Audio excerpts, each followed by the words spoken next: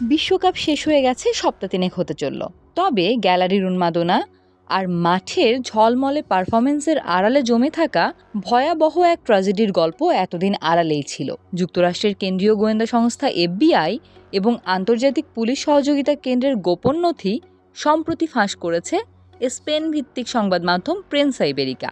সেখান থেকে জানা গেছে, টুর্নামেন্ট জুড়ে খেলোয়াড়, কোচ ও রেফারিদের যেন ঝুলন্ত সুতার নিরাপত্তায় কাটাতে হয়েছে এবং তারা প্রতিনিয়ত প্রাণনাশের হুমকি ও হয়রানির শিকার হয়েছেন। সবচেয়ে ভয়াবহ হুমকির মুখে পড়েছিলেন আর্জেন্টিনা অধিনায়ক লিওনেল মেসি।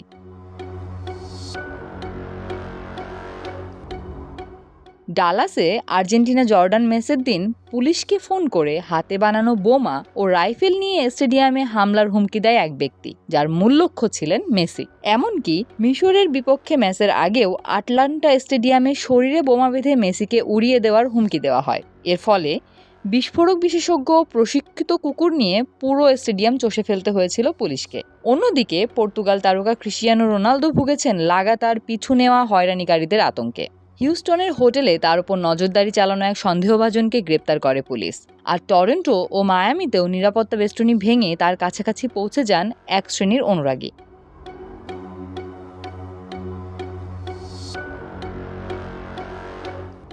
মাঠের ভুল বা প্রতিপক্ষের সঙ্গে বাদানুবাদের জের ধরে অন্য ফুটবলারদের জীবনও বিষিয়ে উঠেছিল। প্যারাগুয়ের সঙ্গে মাঠে ঝামেলায় জড়ানোর পর ফ্রান্সে কিলিয়ান এমবাপ্পের প্রতিকৃতি পোড়ানো হয়। সহজ গোলের সুযোগ নষ্ট করায় নরওয়ের স্ট্রাইকার আলেকজান্ডার সরল তো তার স্ত্রীকে মেরে ফেলার হুমকি দেওয়া হয়। আর পেনাল্টি মিস করা কলম্বিয়ার জমিন্টন ক্যাম্পাস তো আতঙ্কে বিশ্বকাপ শেষে দলীয় সতীর্থদের সঙ্গে দেশে ফিরতেই পারলেন না। চরম দুর্ভোগ পোহাতে হয়েছে দক্ষিণ কোরিয়া দলকেও। প্রথম রাউন্ড থেকে বিদায়ের পর পুরো দল ও কোচকে মেরে ফেলার হুমকি দেওয়া হলে তাদের কড়া পুলিশ পহরায় বিমানবন্দরে পৌঁছে দেওয়া হয়। তবে হুমকি সবচেয়ে বেশি পেয়েছেন ফরাসি রেফারি ফ্রাসোয়া লেতেক্সিয়ার।